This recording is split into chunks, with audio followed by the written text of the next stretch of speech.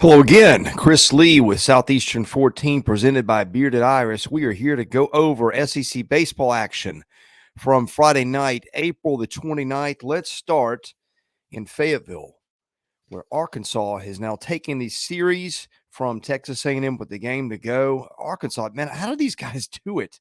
I know they're talented, but the injuries keep piling up, and Dave Van Horn's club just keeps plugging on. Brady Tigert, who has not pitched in a while, Arkansas's closer, gets the start in that one, goes a scoreless inning. I guess the bigger story maybe Will McIntyre, who's been a little up and down, goes 5 2/3, gives Arkansas or allows 3 runs, strikes out 8, which is kind of a high number for him, and really holds serve for Arkansas while that offense does its thing. And Ben McLaughlin, not a guy we talk about ever, hit a 2-run home run for them. Just kind of a balanced attack for the Razorbacks. Jace Borfin, who had a big night on Thursday night in that win, goes 3 for 5 with 2 RBIs. Arkansas just keeps on going. Gage Woods shuts him down at the end. For A&M, it's kind of been the same story pitching, except actually it's a little different this time. Evan Aschenbeck, who's their kind of multi-inning reliever who can come in and shut a team down for 3, 4, maybe 5 innings, blew up last night, and that's tough. When he goes 3 and gives up 4 for a team that's not finding a lot of pitching, that put the Aggies in a tough spot. Anyway, I think that was kind of the story there, is Aschenbeck didn't get it done to the degree he usually has, and so with that, Arkansas takes a 10-4 win and a 2-0 series lead in that one. Okay, maybe the surprise of the night came in Columbia, South Carolina, where South Carolina has been just about unbeatable. And Will Sanders, who'd been really good for the Gamecocks lately, was not good. He goes 6 innings, gives up 8 runs. All of those were earned. He only strikes out 4, walks a couple. In this one for Auburn, Foster hits a home run. He's been on fire for them lately, had a big game-winning hit, I think, for them last week.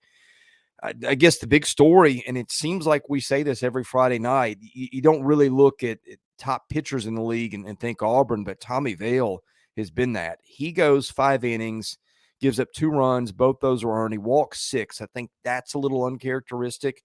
Strikes out 7. So not the prettiest outing, but you know what? When you only give up 2 to South Carolina under any circumstance, you will take that. So Auburn walks out of Columbia on Friday night with a win. Auburn now gets to 8-11 in the SEC. And I would have to think if you pick the field of 64 today, Auburn would be in. Auburn's gotten some big wins, and then add one more to that in Columbia, a place where not a lot of people are winning under any circumstance. LSU beats Alabama. I believe Alabama had another pitching injury last night. Don't have that in front of me, but Hagan Banks starts this one, gives up 4 earned in 3, and Cade Woods follows. Those guys usually pitch a little later in games. He gives up 3 earned in 2 2/3. For LSU, the story, Paul Skenes, his best start out of his last 3. He goes 6 innings, gives up 1 run that was earned. He strikes out 9, walks none, throws 109 pitches. You'd maybe like to see a little more pitch efficiency out of Paul Skenes, but when you get 6 innings of 1-run ball against anybody in the SEC, you are not going to complain. Dylan Cruz and Tommy White hit home runs. Cruz now hitting 485 after last night as he continues that chase to 500. Don't think he's going to get there because nobody hits 500 anywhere except maybe in high school, but that's an interesting one to watch. He gets 2 hits, drives in 4. LSU, 13-5 in the SEC, and just that much off the league lead. Florida, we've talked about Florida's pitching all year, and Brandon Sproat, who's been up and down the last couple years, was on in Columbia. Florida run rules Missouri, which is just really reeling. Missouri starts 3-0 in the league, and since then has gone 2-14, and pretty much any hope of NCAA tournament play has just about evaporated by this point. Chandler Murphy, their lefty transfer from Arizona, who's been really good at times, was not good last night. He gives up 8 earned in 5 innings. Sproat goes 7 innings, gives up just 2 hits and 1 walk, and strikes out 7. In this one, Jack Caglione homers. So does B.T. Rypel. Michael Robertson and Tyler Shelnut each hit a home run. So Florida now sitting there in that group of teams, a little bit off the league lead, 12-7 overall, 33-10. Florida takes another step in its bid to be one of the top 8 national seeds. Okay, our channel is sponsored by our friends at Bearded Iris.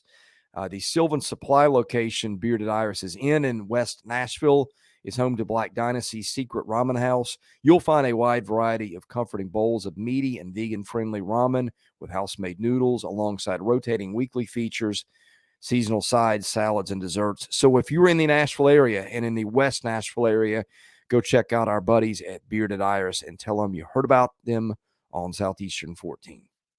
Okay, Tennessee does what Tennessee has done of late, which is get in these wild games with some big swings, and Tennessee's happened late. Tennessee was down, I think, 5 runs early to Mississippi State. Chase Dollander, just another mediocre start. He goes 3, gives up 4, all earned. Their bullpen comes in, and outside of Bryce Jenkins, really does the job. Camden Sewell, their lanky right-hander, comes in and closes it out with 3 1/3 scoreless innings in which he strikes out 7 on 53 pitches. That was probably the difference because both these teams can really hit the long ball. For Mississippi State, Hunter Hines, Dakota Jordan each hit bombs. Hines hits 2, I believe. And for the Vols, it seems like Blake Burke hits a home run every night anymore. He got 1, so did Christian Moore, so did Zane Denton, who's had a really good year, and Jared Dickey hit 1. State's pitching just kind of been the story all year. Nobody really got the job done until Cole Cheatham did at the end. Again, the Vols now are 10-10 in the SEC. That is the first time they've been at 500 all year. If Tennessee can get a win in the finale on Saturday, then the Vols might have a chance to sneak into the hosting mix if they can win on the road, which has been very difficult for them. For State really needs to get one on Saturday if it wants to stay in the mix to get in a regional, which right now it would be on the outside looking in. In Nashville, where I was at Hawkins Field last night, Vanderbilt comes from behind to beat Kentucky 6-4.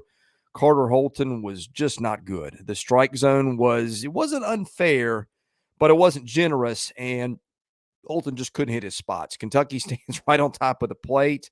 It's a really difficult team to pitch to. Vanderbilt needed almost 200 pitches to get through that last night for a 6-4 win. The story there, Patrick Reilly goes 4 1/3 in relief using a cutter and a mid-90s fastball, strikes out 10, gives up just 1 run. R.J. Schreck, who's been Vandy's best hitter all year, hits a home run to put Vandy in the lead in the 5th inning and also takes a bases-loaded walk later.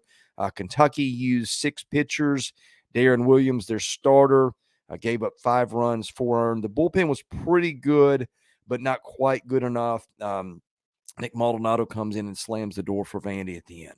Okay, final game, this one in Oxford.